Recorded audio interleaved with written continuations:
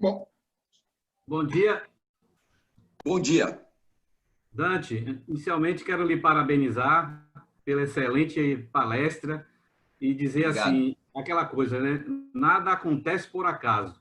Hum, Essa palestra vem no momento que o que você tem colocado realmente tem feito muita sensibilização no cotidiano das minhas atividades de hoje.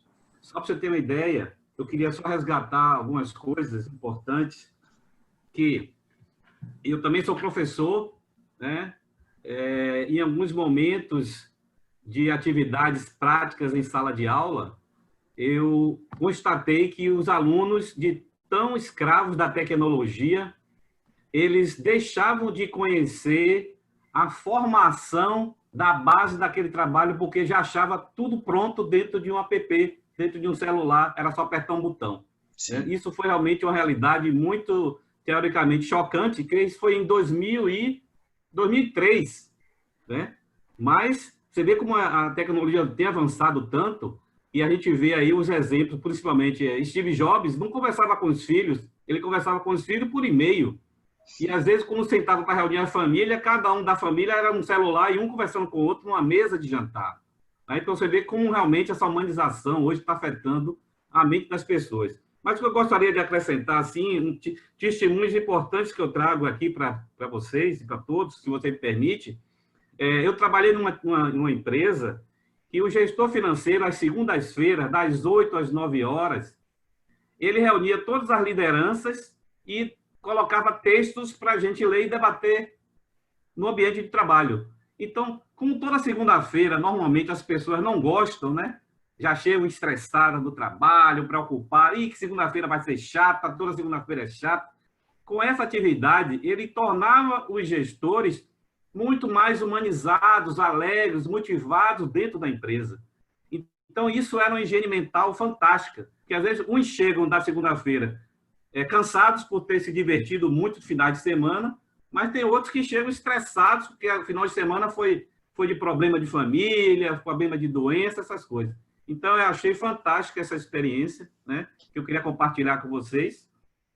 A outra também foi uma empresa que eu trabalhei, que todas as quintas-feiras, das 10 às 11, por uma decisão do diretor superintendente, todos os gerentes e gestores que tinham atividade de decisão participavam de aulas de inglês dentro da instituição, porque achava que os gestores tinham que ter a mente aberta para aprender outras línguas, e a maioria das atividades técnicas da empresa era em inglês, então os gestores tinham que ter o conhecimento da língua para poder se aprofundar mais, né? E outro fato interessante também que você colocou aí é que o ser humano realmente precisa da saúde da alma, né? Eu pertenço à igreja messiânica há 5 anos, e um dos ensinamentos da igreja messiânica diz assim: nós somos o prolongamento dos nossos antepassados. Toda vez que a gente faz a gratidão, faz o bem, admira o belo, a gente está alegrando a nossa alma e a alma dos antepassados, né? E, para graças a Deus, nesse momento agora de pandemia, eu nunca li tanto livro na minha vida. Porque eu não fiquei somente trabalhando em home office, não. Eu fiquei lendo muito, porque o livro abre a mente nossa. O livro, como você colocou, o livro faz a gente viajar e refletir em muita coisa que nós estamos vivendo e o que a gente quer viver. Eu trabalho muito, eu sou consultor financeiro, eu sou contador, economista, tenho uma especialização em finanças e administração hospitalar, né? E já fui gestor hospitalar nos últimos 25 anos, sendo diretor executivo de vários hospitais pelo Brasil, inclusive no exterior. Então, você vê como a leitura abre a mente nossa para a tomada de decisão, para a gente ser mais firmes e mais humanitários dentro das nossas empresas. Então, eu queria agradecer esse espaço aí e lhe parabenizar mais uma vez. Obrigado, Erasmo. Muito legal as tuas considerações. Eu acho que, de fato, apesar de toda essa dinâmica desumanizadora que a gente vem vivendo, né, dessa ditadura da tecnologia, assim por diante, né, a gente tem alguns movimentos de resistência, a gente tem alguns, graças a Deus, né, algumas exemplos assim disruptivos e que eu acho que inevitavelmente vão ter que ser cada vez mais e melhores, né? Mais amplos assim por diante, porque de fato, quer dizer, a gente já está percebendo que nós estamos chegando já no limite, né? Perfeito, perfeito. Nós estamos chegando no limite mesmo dessa desumanização, né? E acho que tem algo que, quando a gente trabalha numa lógica desumanizadora, há algo dentro de nós, que é justamente essa alma, né? Que quando ela começa a ser comprimida, começa a ser exprimida, ela tende a reagir. Ela tende a reagir, assim como o corpo também reage, né, a uma pressão que vem de fora. Da mesma forma, essa pressão desumanizadora necessariamente vai gerar. E é por isso que a gente tem falado tanto de humanização, essa palavra está tanto na moda, e eu tenho um certo assim, cautela, né, porque eu acho que as pessoas estão um pouco, na melhor das boas vontades, às vezes, usando e abusando da palavra humanização, do conceito de humanização, né, e de repente qualquer iniciativa, por exemplo, no âmbito empresarial, como colocar puff, ou videogame, assim por diante, né? Geladeira com cerveja, assim por diante, já seria humanização. E a humanização, a gente sabe, vai muito, muito além disso, né? Então, a gente tem que tomar um certo cuidado, e é por isso que eu tenho justamente procurado estudar e procurado, enfim, estruturar as nossas propostas com uma base filosófica, antropológica muito, muito consistente, né, para a gente oferecer uma proposta de humanização que venha ao encontro das reais necessidades, e não só de uma perfumaria, de uma maquiagem humanizada, que infelizmente é o que a gente vê muito por aí, e que no final das contas só escamoteia o problema, né, e não resolve efetivamente. Mas eu acho muito legal esses testemunhos que você traz aí. E é justamente isso, né? Quer dizer, a literatura ela tem esse poder mesmo, né? Esse poder fundamentalmente humanizador de abrir a mente, ampliar, né? E nesse ponto eu cito de novo aqui o Montesquieu, que dizia que a humanização é a ampliação da esfera da presença do ser. Toda vez que a gente faz experiências de ampliação, né, a gente, de certa forma, está respondendo a uma dinâmica, respondendo a uma necessidade da nossa própria alma. Né? Porque chega um certo momento na vida em que o nosso corpo tende a diminuir. Não é isso? Verdade. Ele vai se contraindo. Mas a alma, ela é exatamente o contrário. Ela tem um processo de ampliação. Né? Então, assim, se a gente não permite com que a alma vá se ampliando, né, a gente vai se diminuindo. Se a gente vai se diminuindo, a gente vai se desumanizando. Se a gente vai se desumanizando, a gente vai adoecendo. Né? E o adoecimento da alma é a pior forma de adoecimento que a gente pode experimentar. Muito obrigado, Erasmo. Beleza. Muito bom. Beleza. O Dante, tem uma pergunta do Sérgio Lontra, e ele está sem acesso ao microfone. Ele diz assim, ó, primeiro que a tua palestra é instigante, e ele pergunta para você se você conhece alguma experiência ou bibliografia sobre laboratório de leitura para aluno de ensino médio para escola pública. Sim. Então, recentemente, né, depois que eu publiquei o meu livro, A Literatura como Remédio, o livro assim, tem vendido surpreendentemente bem, né? O que me deixa muito feliz. Não que isso me deixou mais rico, porque você sabe que livro no Brasil não deixa ninguém mais rico, mas o livro, a primeira edição se esgotou em 6 meses. Atualmente a gente está na segunda reimpressão, né? Não deu tempo ainda de fazer uma segunda edição, nós estamos na segunda reimpressão, então eu calculo mais ou menos aí que tenha vendido já para mais de 6.000 exemplares, né? De 6 a 6.500 exemplares. Que para o Brasil, eu fiquei até surpreso, é quase um best-seller. Então, assim, isso me deixa muito feliz, né? Ao mesmo tempo mostra que há um movimento, que há um interesse muito grande em relação a isso.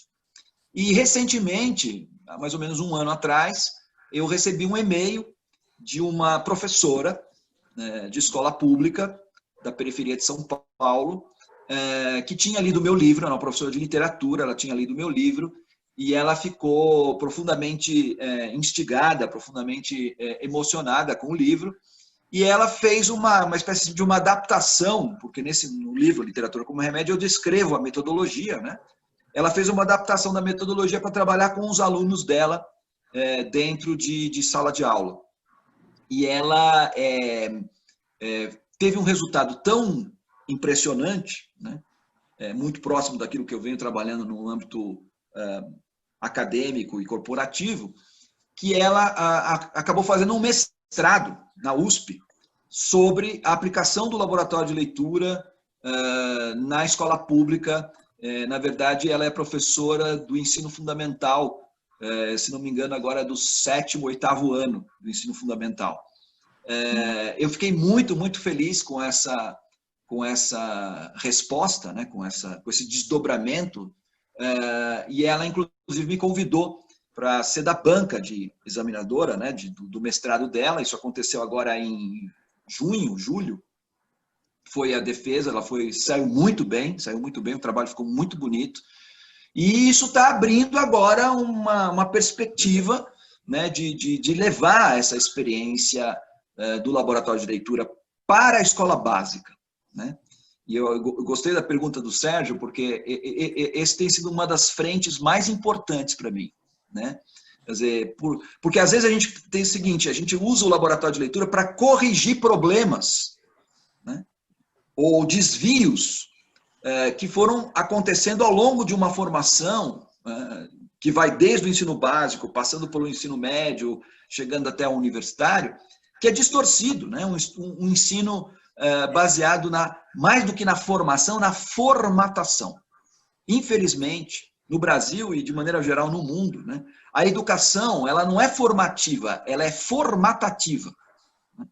Você formata as pessoas para que elas funcionem do jeito que tem que funcionar, na lógica do mercado, na lógica ideológica e assim por diante. E os resultados são esses que a gente está vendo, né? Então, nesse sentido, eu penso que experiências como o do laboratório de leitura possa abrir um campo para se pensar numa educação de aspecto formativo e não formatativo, né? Ou seja, de uma experiência em que a gente, desde criança, né, seja convidado a fazer essa experiência estética e reflexiva. Imagina se a gente pensasse numa escola cuja base não seria mais a tecnologia, mas seria as humanidades.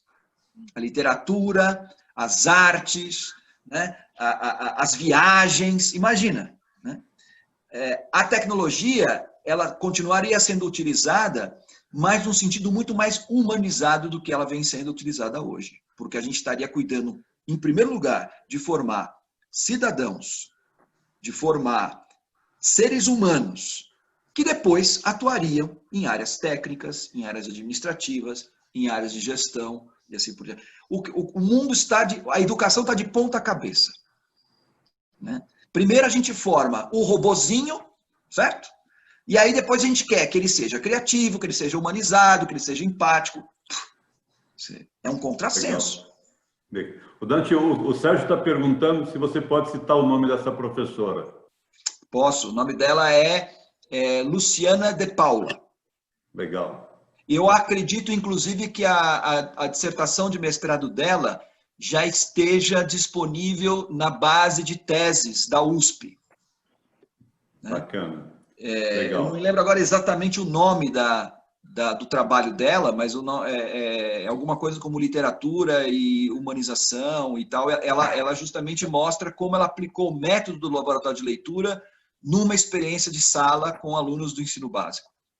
Bacana. Tem uma outra pergunta aqui, já caminhando para a visão corporativa, né? O André diz assim, parabéns pela provocação, e ele pergunta, qual é a chave para os líderes das organizações entenderem que a humanização é um investimento e não abraçar árvores como muito gosta de fazer? Então, muito boa pergunta, André. Eu acho que isso é uma questão assim extremamente importante. Eu agora acabei também de escrever um livro que estava para ser lançado agora, no mês de setembro e tal, mas foi adiado o lançamento em função da pandemia. E é um trabalho que eu escrevi com um aluno meu de doutorado, que é o Alexandre Serafim, que ele é engenheiro e gestor, né? Ele é CEO de uma indústria farmacêutica, né? Ele me conheceu através do laboratório de leitura lá na Casa Arca e se encantou pela proposta. Hoje ele é diretor de uma empresa multinacional que chama-se Ferring Pharmaceuticals, né? E ele é meu maior cliente também, né, da responsabilidade humanística. Frequentemente a gente faz o laboratório de leitura com a equipe dele, com os líderes e assim por diante. E a gente escreveu um livro chamado Responsabilidade Humanística, um novo modelo de humanização no mundo corporativo. Eu acho que provavelmente em fevereiro, março do ano que vem, a gente deva fazer o lançamento. O livro está pronto, está lá no Prelo, vai ser editado pela Alta Books, em parceria com o Capitalismo Consciente, né? E é onde a gente discute fundamentalmente esse conceito de responsabilidade humanística. O que é a responsabilidade humanística? Ela é um desdobramento de um processo de tomada de consciência, né? Que começa lá atrás, né? Quando os capitalistas começaram a perceber que se eles focassem única e exclusivamente na produção e no lucro, eles iam se autodestruir. Pensa o que era o começo da Revolução Industrial, né? Em que aqueles capitalistas estavam totalmente interessados na produtividade e na lucratividade. Depois eles começaram a perceber que eles não podiam submeter os empregados, os funcionários, assim por diante, a uma dinâmica de trabalho insana. Pensa o que era a Inglaterra, por exemplo, no século XIX, onde você empregava crianças e mulheres e onde as pessoas trabalhavam 15 horas por dia, sem direito a férias, sem fim de semana e assim por diante. Surgiu o conceito de responsabilidade social. Ou seja, de que o empresário ele tem que se responsabilizar pela vida daquelas pessoas, né? E aí começou toda uma questão de desenvolvimento das leis trabalhistas, né, da tomada de consciência de que a empresa não pode ser um espaço de escravização, né? Mais recentemente, né, uma outra tomada de consciência foi a ideia da responsabilidade ambiental ou da sustentabilidade, né? Começou muito incipientemente, né, quando falaram assim, não, as empresas têm de se responsabilizar pela sustentabilidade, ou seja, de que aquilo que eu produzo, né, não contribua para a degradação do ambiente, né, para um efeito ecológico. E o que há 40, 30 anos atrás parecia uma coisa absolutamente absurda, né, que não tinha nada a ver com o mundo corporativo, hoje já é um valor incorporado. Todas as empresas fazem investimento na questão da sustentabilidade e perceberam o retorno disso, né? Até do ponto de vista de marketing. A responsabilidade humanística, ela vem um pouco na sequência, e aí eu estou falando, já que a gente está falando muito aqui de alma e tal, eu costumo também traduzir a ideia de responsabilidade humanística com a ideia de sustentabilidade da alma, que está relacionado com aquilo que eu estava comentando aqui agora. A empresa, infelizmente, ela é hoje um espaço de produção de doença e ela tem que se rever como um espaço de produção de saúde.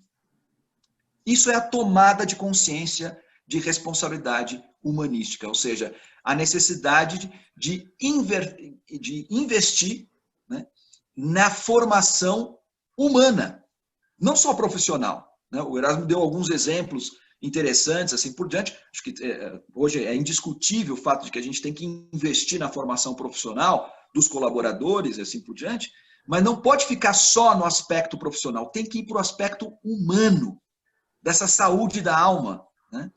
Hoje, o mundo corporativo, ele envolve, né? Pensa hoje o que é um colaborador de uma empresa no âmbito corporativo, assim por diante. Quer dizer, 24 horas o cara está dependendo daquilo, né?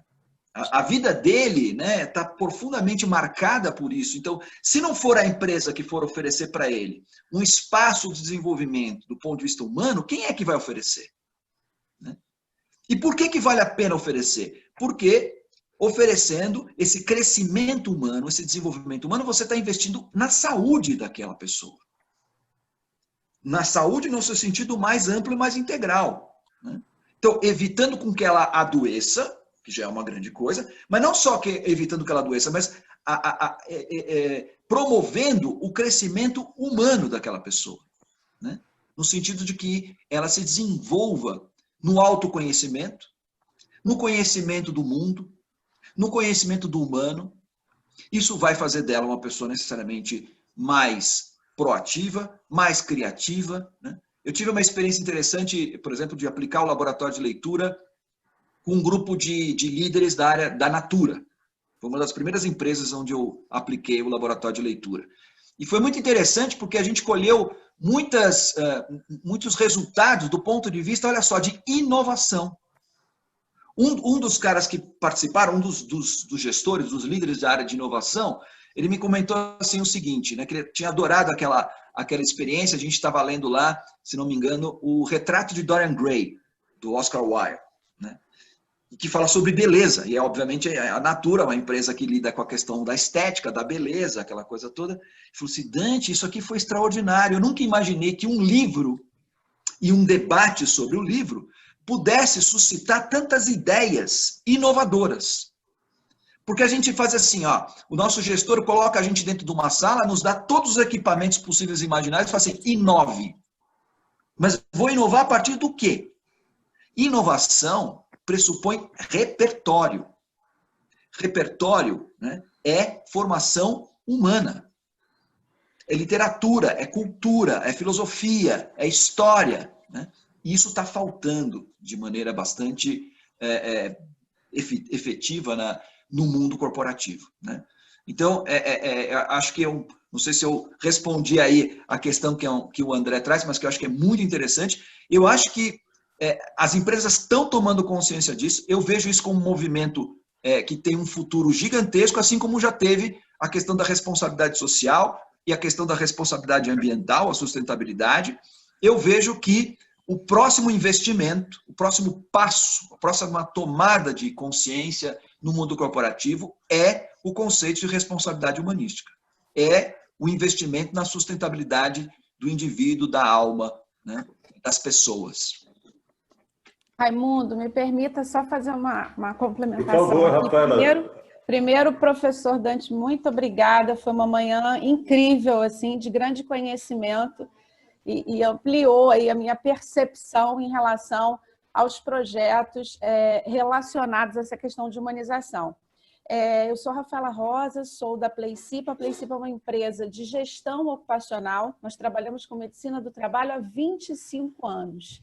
Então, a gente vem acompanhando exatamente todo esse processo de entendimento das empresas em relação à questão dos requisitos legais, a cumprimento de requisitos legais para promover a saúde e também a necessidade da mudança disso no entendimento da liderança, da sensibilização dos líderes empresariais, de entenderem exatamente o que o senhor colocou aqui nessa manhã inteira, que é o cuidado que a gente precisa ter com a saúde das pessoas, porque a OIT e a OMS, já há 2 anos atrás, já sinalizavam que o maior número de afastamento das pessoas do trabalho em 2020 seria por problemas de saúde mental. E com a pandemia, isso acelerou muito mais a chegada, né, a conquista, infelizmente, a conquista desse número e desse ranking. Uhum. Então, o que a gente trabalha muito nas empresas, a questão da saúde integrativa e o entendimento de que a saúde ocupacional tem que ser um suporte para as empresas, para as lideranças, para o RH das empresas, no cuidado com a saúde do colaborador, não só como entendimento de ausência e validação se o funcionário está apto ou inapto para exercer uma atividade, mas é um conjunto de questões que precisam ser desenvolvidas na empresa para cuidar disso. Quando o André D'Ameto colocou aí a questão de abraçar a árvore, quando a gente fala de humanização na questão da saúde, a gente quer cuidar da saúde não só com aquele conceito, né, de ausência de doença, mas de uma forma integrativa, cuidando da saúde física, da saúde mental, da saúde emocional, do desenvolvimento humano, da saúde financeira, que tanto impacta a questão de acidentes e doenças, também Sim. ligadas ao trabalho.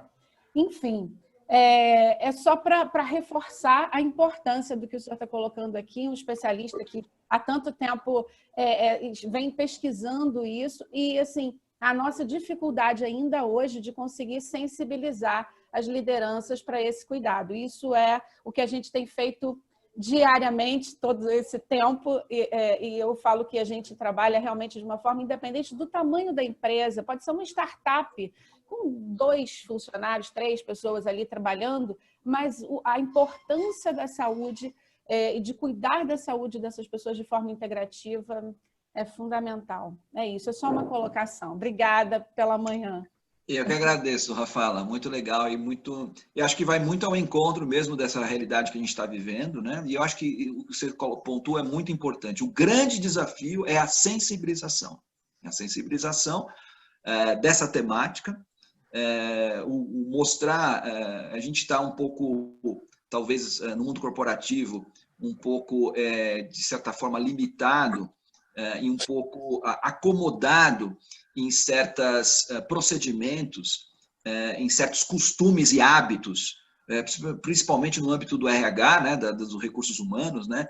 E o grande desafio um pouco como eu comentava com vocês no começo, é sair da caixinha. Sair da caixinha. E o que a gente está propondo é o seguinte: discutir humanização é uma coisa muito séria, né? Para justamente como o André falou, a gente não cair nesse estereótipo de ficar abraçando árvore, né?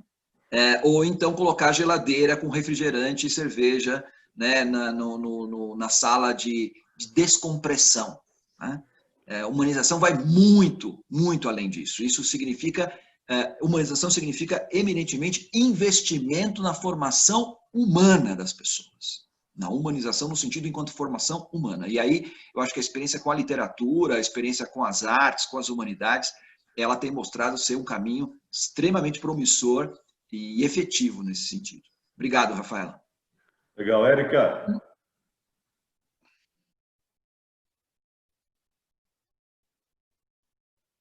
Olá, posso dar meu testemunho? Josimar, só um minutinho, deixa a Érica falar, em seguida você, pode ser? Pode. Érica? Parabéns, Dante, adorei, realmente é uma manhã muito gratificante. E eu tenho uma pergunta. Quando você disse dos alunos, naquele momento em que eles, na experiência sua dos alunos, e quando você fala do mundo corporativo, na questão da humanização e pela experiência que você tem, você acha que no sentido do que as pessoas estão, elas desconhecem, ou é porque elas estão resistentes àquilo que não está focado com tecnologia ou com um sucesso profissional? O que você acha? Eu acho, Érica, ambas as coisas, né? Eu acho que é uma mistura um pouco perversa de todas as coisas, né? Por um lado, do desconhecimento mesmo, e isso é algo que deriva, como eu acabei de me referir há pouco aqui, deriva de uma formação deficitária, de uma formação básica, né?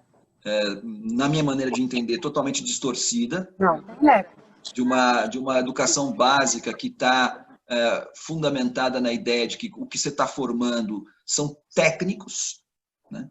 Pessoas que vão operar no âmbito do mercado, no âmbito da sociedade, e não são pessoas pensantes, né? Não são pessoas que estão, digamos assim, sendo preparadas para terem um desempenho, para terem um protagonismo do ponto de vista humano, né? Então, nesse sentido, o que acontece? Advém justamente de que essa desqualificação de tudo aquilo que diz respeito ao aspecto humanístico, ela já começa na própria escola, né?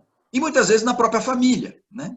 Justamente porque não se cultivou o hábito, não se percebeu a importância e assim por diante. E, por outro lado, né, uma hipervalorização desses aspectos técnicos, desses aspectos mercadológicos, desses aspectos, digamos assim, tecnológicos, né?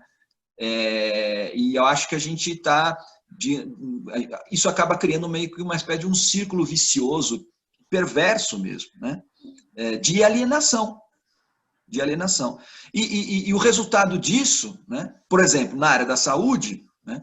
Se observa fundamentalmente em que a gente tem, hoje em dia, o que você mais vê aí é Dr. House. Né? Sabe o Dr. House, aquele seriado, né? Então, o cara, ele tem uma expertise técnica incomparável. Você hoje tem recursos técnicos, científicos, que você nem sonhava ter em décadas atrás, por exemplo. Né? Só que por detrás desses recursos técnicos e científicos altamente sofisticados, o que você tem? Você nada mais tem do que apêndices de máquinas, né? Então, assim, e isso tem resultado num paradoxo, quer dizer, a gente nunca teve tanto recurso, a gente nunca teve tanto conhecimento, assim por diante, e, no entanto, os resultados que a gente tem na saúde, né, não são compatíveis com aquilo que, a princípio, se promete. Onde é que está a falha? A falha não está no conhecimento científico, nem na capacidade técnica, a falha está nas pessoas. Porque o médico já é incapaz de compreender as pessoas. Porque o médico não é um mecânico de pessoas. E as pessoas não são carros que você simplesmente pode trocar peça e fazer um diagnóstico eletrônico e vai estar tudo funcionando. Né? Nós somos muito mais complexos. Nós somos algo extremamente maiores do que um conjunto de sistemas e de órgãos. E, infelizmente, a formação nas áreas de medicina e na área da saúde, de maneira geral, infelizmente, são muito tecnicista. É uma formação muito tecnicista. Então, assim, você aprende fisiologia, você aprende microbiologia, você aprende uma série de questões todas, mas depois você acha que as pessoas funcionam, né, daquele jeito. Só que as pessoas são muito mais do que aquilo. É óbvio que nós temos sistemas, é óbvio que a gente tem toda uma questão física, biológica, que é inegável, mas o ser humano não pode ser reduzido a uma máquina. Né? E a nossa formação, infelizmente, ela ainda está muito cartesiana, né? Ela está muito ainda focada nessa perspectiva mecanicista do ser. Né? E quando você tem uma visão meramente tecnicista, obviamente, o resultado será pífio, será lamentável. Né? E é por isso que a gente vê tanta gente reclamando, né, que apesar do médico ser altamente qualificado, especialização nisso, especialização naquilo, né, e você fala assim, bom, mas ele nem me examinou, mas ele nem me perguntou, ele nem falou comigo, né? Ele nem percebeu, em última análise, traduzindo, que eu tenho uma alma. Né? Então, assim, fundamentalmente, eu acho que o grande problema tem sido esse, e essa sensibilização, né, ela é fundamental. Né? E como é que a gente resolve isso? Né? A gente é um trabalho hercúleo, né? E é um trabalho um pouco de... Agora, eu acredito, não só acredito, mas tenho constatado, fundamentalmente, que apesar dessa crosta de desumanização que a gente vive lá dentro das pessoas um coração, entendeu? A alma está lá, né? E você, a grande questão, Érica, é como você encontrar os meios de penetrar, né? De penetrar e despertar, né? Algumas estão mais sensíveis, outras, infelizmente, estão muito menos sensíveis. Então, as respostas vão muito em função desse grau de sensibilidade que a gente encontra nas pessoas. Mas, de maneira geral, eu tenho percebido assim que, aos poucos, a gente vai... As pessoas estão tão doentes, né? As pessoas estão tão embotadas, assim por diante, que um pouco que você faz, às vezes, explode, sabe? Como se fosse uma fístula, assim, como se fosse uma coisa assim, um abscesso, né? Que você rompe e a partir daquele momento vem toda... Eu, inclusive, tenho muitas vezes problemas, não problemas, mas assim, encontro situações muito afetivamente muito fortes nas experiências de laboratório de leitura. Pessoas que, de repente, de uma hora para outra, começam a manifestar sentimentos, afetos, que estavam lá guardados a vida toda. E que, de repente, por causa de uma palavra, por causa de uma situação de um personagem, ou por causa de que alguma outra pessoa falou, desperta. Isso é muito bom. A gente tem que, obviamente, saber como lidar com essas situações e tal. Mas eu acho que a gente está num momento propício apesar de tudo. Nós estamos num momento propício e temos que investir nisso, porque é esse mesmo o caminho da nossa cura, porque senão fica muito difícil. Tá bom? Obrigado, Érica. Tá ótimo, muito obrigada. Obrigado, Érica. Creusimar? Olá. Dante, obrigada pela sua vida, pela sua produtividade, que é muito importante mesmo. Eu quero dar um testemunho do que aconteceu com um grupo agora na pandemia, e foi em cima do seu projeto, tá? Bem no auge da pandemia, nós fomos convidadas por uma amiga, foi aquela coisa contagiante. Mais ou menos um grupo de quase 40 mulheres, onde começamos a ler um livro juntas. E a maioria delas não sabiam nem ligar o computador ou entrar numa plataforma, nada. E começou daí a leitura desse livro. E todo dia, às 5 da manhã, a gente pulava da cama para esse encontro, para ler juntas, para discutir, e aí gerou a partilha de cada uma, gerou assim, um aprofundamento em determinados assuntos, começamos a trabalhar os pilares da nossa vida. Eu sei que nós estamos no 2º livro, continuamos ali firme, os 40 grupos, a gente já está terminando esse 2º livro, mas já com saudade, não vamos querer parar, porque a princípio seria para aquele período crítico da pandemia. Esse grupo ele tem mulheres de vários locais, muitas dos Estados Unidos, daqui de Fortaleza, do Brasil todo, pessoas que não se conheciam, foram chamadas através de uma live e aí juntou ali esse pequeno grupo. Só que a transformação dessas mulheres é incrível. Dentre eles, muitos casamentos foram, sim, reconstruídos ali já nesses 70 dias que nós estamos juntas. Produtividades, pessoas que se sentiam improdutivas, já mudou totalmente a sua mente. E outras já começaram a contagiar outras pessoas. Aqui em Fortaleza, nós formamos um grupo para... todo sábado visitar os moradores de rua, porque teve um crescimento muito grande aqui na cidade.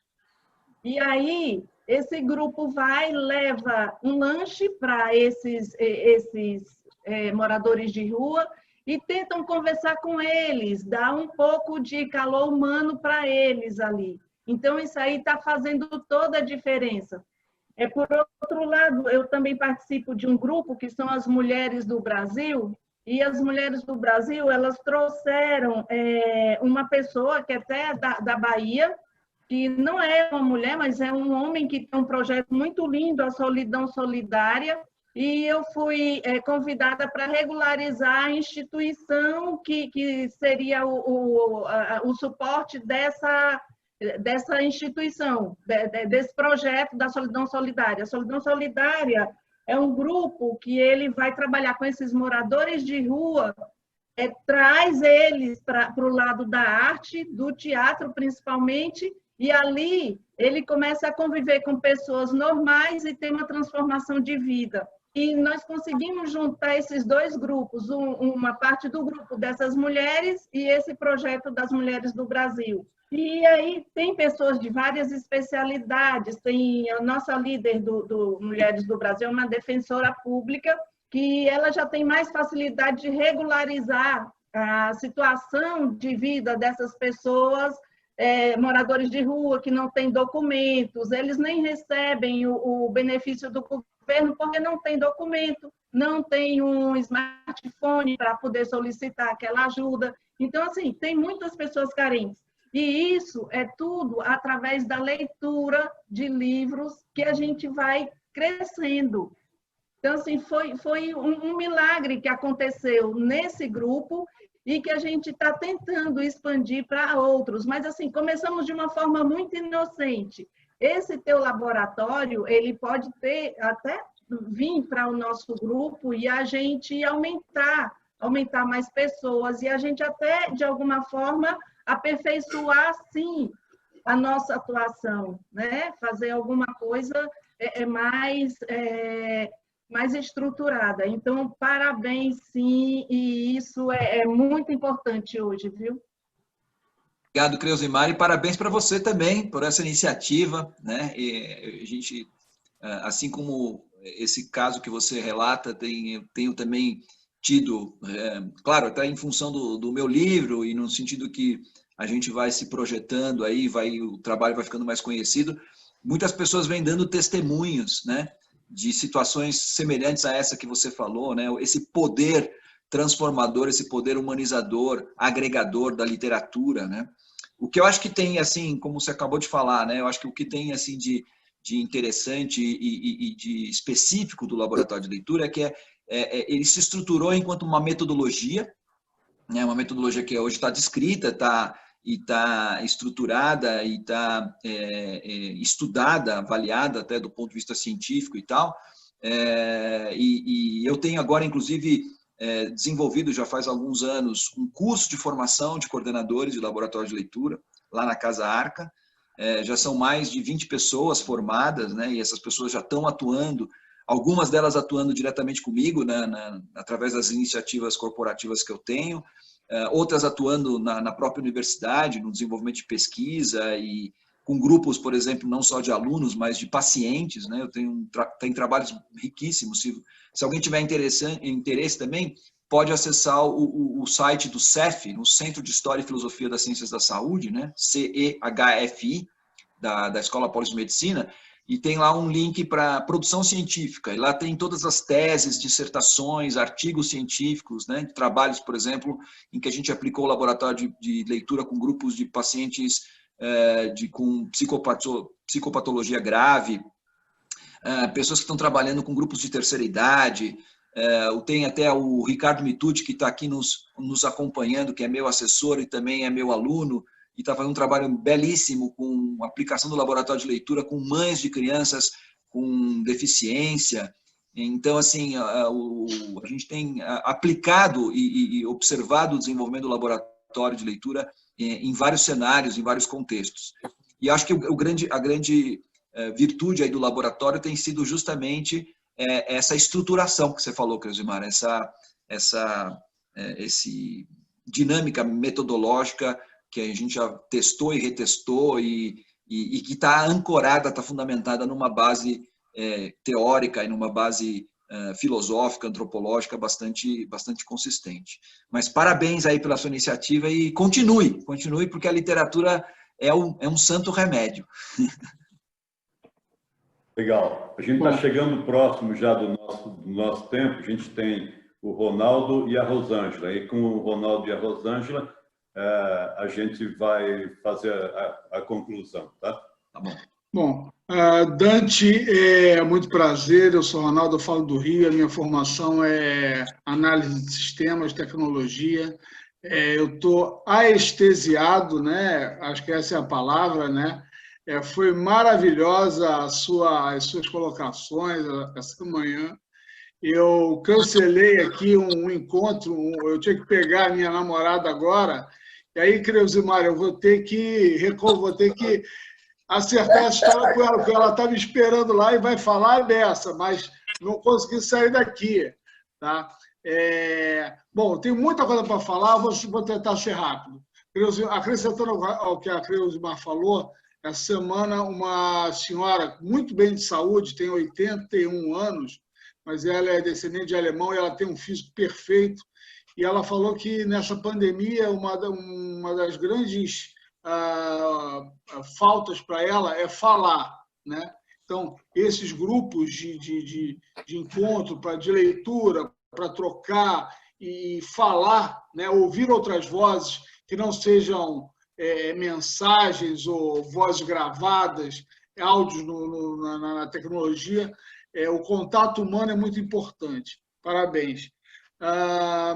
Bom, eu venho da parte de tecnologia e eu sempre procurei, eu sempre disse que a tecnologia não era fim nas empresas por onde eu passei, né? Ela que é a visão do meu remédio.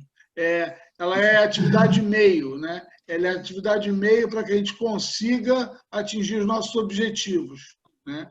Então, isso é uma coisa que é bem legal. Outra coisa que eu sempre falei para o meu filho, um dos melhores livros que eu li na vida, né, quando ele nasceu, as crianças aprendem aquilo que elas vivenciam, né? Então, elas aprendem pelo exemplo. Então, a questão de leitura, e aí eu faço meia-culpa, seja por correria de trabalho, por não estar presente vendo, né? Hoje, o meu filho hoje tem 19 anos, Dante, e ele foi para a Alemanha sozinho, com 17, está estudando economia, né? E, se Deus quiser, vai ficar por lá e tudo mais.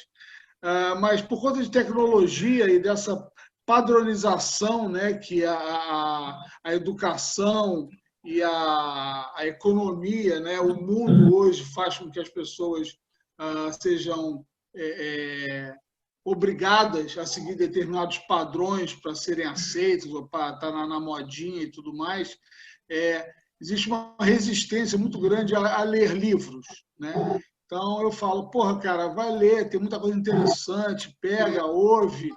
Só que existe um volume muito grande de informações que a gente recebe diariamente, né, de todos os canais possíveis, mas também tem muito lixo, né, muito lixo eletrônico e muita coisa superficial, né? Então, as pessoas não escrevem, as pessoas abreviam. Aí nos livros, o cara, para falar um negócio que hoje eles resumem em uma linha, às vezes 1, 2 páginas para descrever uma pessoa, um sentimento, um local, uma situação. É muito mais completo. Bom, e a minha discussão com ele tem sido na questão de leitura, né? Dele procurar ler coisas interessantes, importantes, não somente da área dele, mas como de qualquer área para ser enriquecedor. Mas tem a resistência do, pai, eu gostei de ouvir. Tem um aplicativo chamado 12 Minutos, não sei se vocês conhecem, que eles fazem resumos de livros, tá? E aí tem um áudio, né, que fala de vários livros de vários setores. E eu falei, cara, se você não gosta de ler, pelo menos pega esse aplicativo, paga aí, e você vai ouvir o resumo desses livros, que tem, e aí muitos livros interessantes de várias áreas. E aí, a verdade, a pergunta para ti é o seguinte, o que eu posso fazer para incentivá-lo mais a ler, né? E não achar que coisas fora do meio dele, né? Fora dos gostos dele, sei lá, economia, ou tecnologia, ou esporte, tudo é cultura e tudo agrega, né? O que você falou da inovação, né? Não dá para inovar se você não conhece o que existe aí fora, o que está acontecendo. Bom, é isso. Parabéns, cara. Excelente, nota 1000, amei. Raimundo, eu acho que tem que ter uma número 2 dele, tá? Só uma sugestão. Obrigado, Ronaldo. Muito obrigado aí pelas suas colocações e tal. Eu acho assim, acho que a paixão pela leitura, como qualquer outro tipo de paixão, ela é contagiosa, né? Ela é contagiosa. E eu acho que nesse sentido, eu tenho 5 filhos, né? A mais velha tem 25 e o caçula tem 15. Amanhã faz 16. Amanhã é aniversário dele. Então, e todos são grandes leitores, né? Mas o que eu percebi é o seguinte, eles não são grandes leitores porque eu fiquei falando para eles atrás deles assim, tem que ler, tem que ler, tem que ler, né? Eles leram porque acho que eles se contaminaram, se contagiaram com a minha paixão e da minha esposa pela leitura, né? Nossa casa aí, você está vendo, cheia de livros, né? É o exemplo, né? Exatamente, é o que você falou, é o exemplo. Então, assim, se tem alguma coisa que eles, quer dizer, a emoção, né? a alegria, o fato de você comentar num jantar ou num almoço, o livro que você está lendo, de um personagem, às vezes também esses recursos servem muito, né? Acho que atualmente a indústria cinematográfica tem feito muitas adaptações, né? Então, por exemplo, eu me lembro que o Harry Potter mesmo, né? Harry Potter foi um despertador, né? Porque eles assistiram os filmes e quiseram ler os livros, e aí perceberam que os livros são mais completos e mais profundos do que o filme. Não que o filme não seja bom, o filme é bom, mas o livro é melhor. Assim também como O Senhor dos Anéis e tal. Quando você entra dentro desse mundo da literatura, você já não sai mais, né? Então, eu acho assim que não adianta a gente ficar atrás dos meninos, das meninas, falando, é importante ler, é importante ler, porque você sabe que filho faz exatamente o contrário do que a gente diz para eles, né? Então, com certeza, e com ele longe agora, eu não tenho... ele está vivendo vida própria lá, então não tem muito como fazer esse...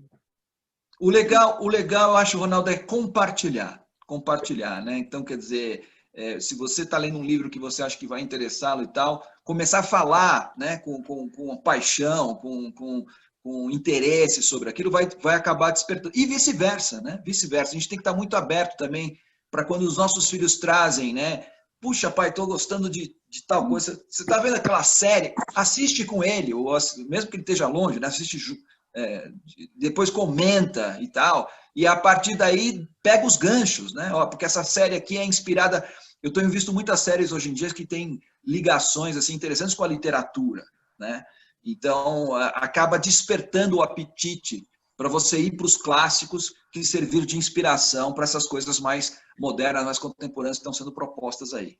Tá bom? Maravilha. Rosângela? Tem mais uma pergunta, né, Raimundo? É isso, Rosângela. Doutora Pape, a senhora quer falar também? Sim. Então, mais uma, Dante, mais 5 minutos só, por favor. Tá bom. Eu vou procurar ser rápida. Eu conheci o professor Dante no Laboratório de Humanidades, lá da Escola Paulista de Medicina, em 2017. E fiquei fã do programa. Fiquei muito contente de ter participado.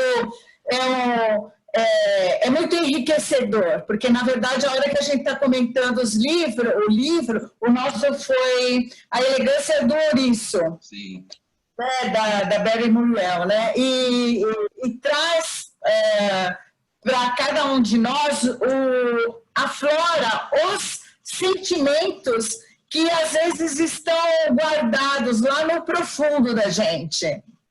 E essa experiência é muito interessante e eu levo isso para comunicação, que eu trabalho na área de comunicação e que eu tenho percebido, o professor falou, no abuso do uso das palavras, né, como a humanização, e eu reporto isso à parte da comunicação, que ela se esvaziou. Ela perdeu o sentido porque foi muito martelada pelo marketing e isso acabou numa poeira. Tanto que hoje eu prefiro não usar que eu sou da comunicação. Eu trabalho com linguagem, palavras, para ressignificar as palavras. Então, hoje, o que eu percebo? Que eu estou vendo aqui, que o professor falou, da parte... Se a gente está com uma educação cartesiana e reducionista, isso está refletindo diretamente em como as pessoas escrevem, inclusive pequenos e-mails. Eu dou curso de escrita, tanto literária quanto para executivos, dessa parte de e-mails. Então, o que eu percebo? As pessoas elas estão desconectadas da sua reflexão. Por isso que os e-mails eles saem compridos e vazios. Isso reflete, na última instância, a alma das pessoas, porque elas não têm claro o que elas vão comunicar. Então, teoricamente, o e-mail é a primeira linha. A sua primeira linha é fundamental para você cativar o seu leitor. A minha formação é jornalismo, jornalista durante muitos anos. Então, essa primeira linha, as pessoas não conseguem entender por que é tão difícil ter esse raciocínio lógico. Então, intrinsecamente, a lógica, ela também faz parte desse âmbito maior de conhecer a sua alma. Porque se você não consegue, se você não está inteiro dentro da sua reflexão interior, você não consegue externar nenhuma única palavra. Gostaria que o senhor comentasse, por favor. Obrigada. Rosângela, que bom. Você deve ter feito, então, o laboratório de leitura com a Maria Silvia e o Licurgo? Ou foi comigo mesmo? Não, foi com você e tinha um professor espanhol, que eu não lembro o nome. Rafael Ruiz. Isso, Rafael Ortiz, isso. Tá bom, legal. Muito bom, Rosângela. Fico muito feliz de te encontrar aqui, né? Nesse espaço. E acho que o que você está falando é muito interessante. E acho que essa pobreza, né? Essa pobreza da escrita que a gente está observando hoje, né? Reflete muito uma pobreza interior, né? Que está ligado fundamentalmente a uma que a gente chama assim de pobreza de espírito, né? E isso eu acho que está muito ligado justamente a essa carência de repertório, né? Carência de repertório, tanto do ponto de vista de conteúdo, quanto do ponto de vista da forma. Né? Então, assim, as pessoas estão se expressando mal, né? Estão escrevendo mal, porque estão lendo mal. Quando eu digo estão lendo mal, significa o seguinte, ou não estão lendo nada, ou está lendo algo que não contribui em nada. Eu gosto muito nesse aspecto, me lembro de um conto da Virginia Woolf, chama-se Uma Sociedade, em que era um grupo de mulheres que se encontravam para conversar e assim por diante, e tinha uma delas, uma personagem, a história é meio surreal assim, porque uma das personagens, ela começa a chorar numa dessas reuniões e elas perguntam assim, mas por que você está chorando e tal, tal? E ela falou, aí a outra comenta assim, já sei, é porque o pai dela morreu e deixou uma herança para ela, mas ela só pode ter acesso a essa herança depois que ela tiver lido todos os livros da Biblioteca de Londres. Olha só que coisa absurda, né? Aí elas começam, coitadinha, coitadinha. E aí ela fala assim, não, gente, o problema não é ler todos os livros da Biblioteca de Londres. Até aí tudo bem, meu pai é meio doido, mas está valendo. O problema é que eu estou descobrindo que a grande maioria desses livros, são ruins. Isso que é terrível, né? Então, assim, livros, tem muitos por aí, né? Coisas escritas, tem muitas por aí. Infelizmente, a maior parte delas são muito ruins. Então, a gente tem que saber, o nosso tempo de vida é muito curto, a gente tem que saber como selecionar aquilo que é bom e aquilo que, de fato, pode nos ajudar. Primeiro, a entender o que é o humano. Segundo, a entender a nós mesmos. E terceiro, a nos ajudar a formar na maneira da gente pensar e na maneira da gente falar e na maneira da gente escrever. Né? A gente observa claramente que as pessoas que leem coisas boas, que leem bons livros, como dizia agora o velho Alfredo aqui do Walter Hugo Mãe, né? São pessoas que conseguem pensar melhor e são pessoas que escrevem melhor também. Então, nesse sentido, além de todo esse aspecto terapêutico que a literatura traz, ela tem um aspecto formativo até do ponto de vista da expressão, da comunicação, fundamental. Né? Por isso que eu insisto tanto nos clássicos, né? Porque aí não tem erro, tá bom? Maravilha. Legal te ver, Rosângela, obrigado. Obrigado, Dante. Então, só para encerrar, doutora Maria Papi, por favor. Dante, em primeiro lugar, parabéns, parabéns, parabéns. Eu já sou uma fã, então já conheci seu trabalho há um tempo, já acompanho, e realmente essa palestra de hoje, ela só corroborou e só confirmou tudo que eu realmente imaginava de você, um ser humano que está fazendo uma enorme diferença no mundo, porque eu acho que isso é o mais importante mesmo. É o legado que a gente está deixando, é o legado que a gente está colocando. E eu não sei se você lembra, uma vez eu comentei com você que eu, como procuradora pública, assim, não sei nem de onde eu tirei isso na época, eu criei um círculos de leitura para crianças pequenas, crianças que estavam sendo violentadas e abusadas lá no município que eu trabalhava, e isso acabou não indo muito para frente por conta de política, né? Por conta de política, eu vi até o Erasmo falando sobre o Ministério da Educação e tal. E lembro que, na época, isso foi muito complicado até para eu estar desenvolvendo, por questões políticas, né? Mas eu acho que o mundo mudou, graças a Deus, essa pandemia está trazendo tantas aberturas e tantas coisas assim, que a tua palestra de hoje está me incentivando a, de repente, dar uma retomada nisso e, de repente, fazer um pouquinho de diferença, a diferença que eu tentei fazer lá atrás, talvez eu faça agora na frente. Então, o momento aqui é de extrema, extrema, extrema gratidão. Gratidão, muito gratidão por você existir, gratidão pelo teu trabalho, gratidão pela inspiração que você está aí passando para a gente. Eu queria te fazer uma pergunta, uma colocação, que sobre um livro que marcou muito a minha vida e você não chegou a fazer nenhum comentário. Não sei se você poderia falar alguma coisa sobre os 100 anos de solidão, do Gabriel Garcia Marques. Um beijo, obrigado. Maria, muito obrigado pelas suas colocações, né? Eu fico muito, muito lisonjeado, muito feliz. Eu acho que isso vai muito... É o que a gente está buscando, né? É a nossa paixão e a nossa vocação, né? E é muito legal ver como é que isso repercute. E o meu papel é justamente isso, é ser um provocador, um despertador. Eu mesmo, acho que filho de uma esteses qualquer aí, que estou dentro desse processo mesmo de despertar. Então, eu fico muito feliz de ter esse retorno e tal. Com relação, nesse sentido, eu digo para você, vá em frente. E isso, eu acho que a gente tem que estar sempre buscando ocupar esses espaços, enfrentando as limitações sociais, políticas, econômicas que a gente encontra, mas é justamente forçando, sendo perseverante, que a gente vai vencendo, vai fazendo a diferença aí. Com relação aos 100 anos de solidão, eu trabalhei recentemente 100 anos de solidão no laboratório de leitura lá na Casa Arca. É um livro maravilhoso, é um livro fantástico, acho que é um dos pontos mais altos da literatura latino-americana. Gabriel Garcia Marques é um gênio, né?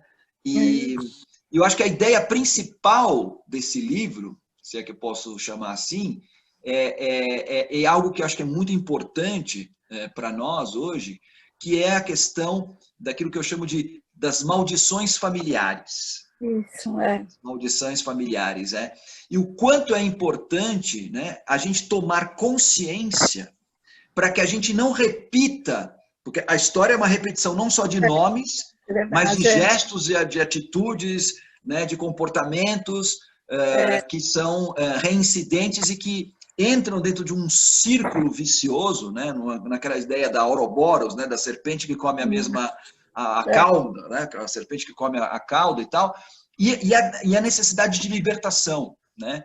Eu acho que isso o círculo vicioso é um círculo patológico, né, que se manifesta muitas vezes do ponto de vista dos sintomas que a gente apresenta, não só do ponto de vista individual, mas também social, cultural, e dentro das famílias também. Então, qual é a única maneira da gente romper com esse círculo, né? Da gente pular fora dele e possibilitar com que a gente abra um espaço de liberdade, um espaço de felicidade, de progressão, de humanização, através da consciência, né? Isso. E qual é uma das maneiras da gente despertar a consciência? Através da leitura.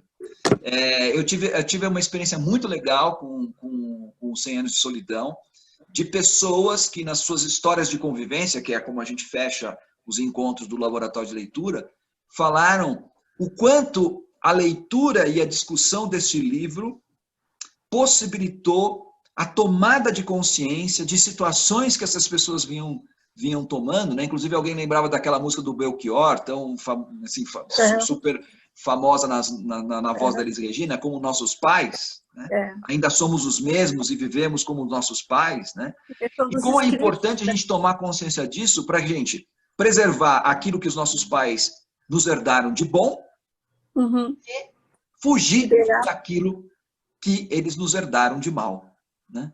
Então, assim, romper com as maldições e reproduzir as bênçãos, digamos assim, né? Então, eu acho que esse livro... Honrar o que foi de bom, honrar o bom e liberar em gratidão o que o que pesou, né? O que pesou. Exatamente. Eu acho que esse livro ele tem esse grande poder dessa tomada de consciência, né, desses círculos viciosos que a gente se encontra e o quanto é importante a gente romper com eles. É isso. Obrigado, Maria. Muito bem. Beijo. Maravilha. Obrigado. Maravilha. Hoje foi uma manhã extraordinária. Quem quiser ainda compartilhar com o Dante, se inscreva nos laboratórios de leitura. O Dante sempre me convidou, eu sempre tive meio atrapalhado e recentemente eu resolvi fazer. Até o tema me chamou muita atenção, que era discutir o livro do Êxodo numa perspectiva diferente, né? E assim foi extremamente rico a participação e essa experiência, né, de cada pessoa ter uma visão diferente do livro, né? Fantástico. Então fica o convite. Depois eu vou compartilhar com vocês os dados do Dante. Já tem aí, mas eu reforço. Participem dos laboratórios de leituras, que eles são simplesmente fantásticos. Dante, a nossa gratidão a você pelo seu tempo, pelo seu conhecimento, pelo seu compartilhamento. Eu particularmente estou muito feliz. E só, então, para encerrar, tem 2 momentos, né? A Sara vai mostrar o nosso próximo evento e aí depois tem uma foto que a Sara também conduz aí. Raimundo, eu posso fazer uma última colocação? 30 segundos. Tá, rápido. Esses laboratórios, eu não consigo sair daqui, gente, e pensar coisa. Leve um print da tela. Você vai arrumar um problema hoje, hein, Ronaldo? Eu não quero ser culpado, hein? Eu não quero ser culpado. Depois eu vou te ligar para perguntar como é que eu faço para reatar meu casamento. Mas... Leve um print da tela, Ronaldo. Tem um livro do Tolstói que chama-se Felicidade Conjugal. Já vai lendo, já vai lendo. Tá bom. Bom, esse laboratório de leitura... pela questão do momento, né, e pelo interesse. Eu estou no Rio, Creuza Bairro em Fortaleza, Erasmo também lá fora. Você faz algum tipo de trabalho desse laboratório dessa maneira, remota, com live, com webinar? Atualmente, Ronaldo, totalmente online. Totalmente. Porque eu tenho um espaço, né, a Casa Arca, um espaço físico, onde eu tenho uma sala, aliás, muito acolhedora, muito gostosa e tal, onde as pessoas costumavam se reunir. Um pouco antes da pandemia, até por uma questão mesmo de exatamente, pessoas que fora de São Paulo, que queriam participar e não podiam, eu investi no equipamento. Eu tenho um equipamento muito interessante que possibilita com que a gente transmita as reuniões do laboratório com uma visão 360 graus, né? Então a pessoa é como se ela estivesse dentro da sala, né, do laboratório, então eu já estava mesclando participantes presenciais com participantes remotos. Quando veio a pandemia, ficaram todos os participantes remotos. E o mais interessante foi que, atualmente, nesse formato 100% remoto, eu nunca tive tanta procura como estou tendo agora. Inclusive, eu tive que, em vários momentos, desdobrar turmas, eu estou tendo que colocar pessoas em fila de espera, porque eu não tô dando conta da demanda, né? E que eu acho que é bastante sintomático do momento que a gente está vivendo, né? Mas, sim, hoje, atualmente, os laboratórios de leitura, tem gente que, por exemplo, ontem mesmo tivemos um encontro do laboratório, quinta-feira, em que eu tinha pessoas participando desde de Columbus, Ohio, Miami, Goiânia, Natal, Santa Maria da Boca do Monte, no Rio Grande do Sul, enfim. Então, assim, isso está sendo extraordinário. Isso está sendo extraordinário e traz uma riqueza muito grande. E mesmo depois, quando a gente voltar a possibilidade de fazer os encontros presenciais, nós vamos manter um número X de vagas para participantes remotos. Maravilha, obrigado. Vou me inscrever e vou divulgar para um monte de gente aqui que vai adorar. Legal, forte abraço. Ótimo. Muito obrigado. Obrigado você. Josimar, vou te ligar, hein? Olá, Sara. Então, no próximo sábado, a gente volta para questões meramente técnicas, né? Nós vamos trabalhar a questão de custos operacionais na saúde. Ulisses, ele esteve conosco, eu acho que ele deve ter saído já, mas o Ulisses vai nos conduzir a essa nova experiência. E aí, então, para encerrar, Sara... Certo, vamos terminar nossa manhã, como sempre, animados, arrumando o cabelo, preparando a pose, para a gente poder registrar esse momento, né? Preparados para a foto? Vou levar para a namorada. Verdade. Verdade. Deixa o Dante se despedir, que eu acho importante. Gente, muito obrigado a todos. Foi uma delícia estar aqui hoje com vocês. O papo muito gostoso, muito bom. Vocês todos muito animados aí. E foi uma grande satisfação estar com vocês aqui. Eu agradeço mais uma vez ao Raimundo o convite, a oportunidade. E espero revê-los em breve, num dos ciclos do Laboratório de Leitura, por exemplo. Né? Então fica aí o convite. É só vocês entrarem no site da Casa Arca, casaarca.com.br. E aí tem lá a programação toda dos cursos até o final deste ano. A gente sempre põe uma programação semestral. Tá bom? Tá bom. Gratidão. Beleza, um abraço, obrigado.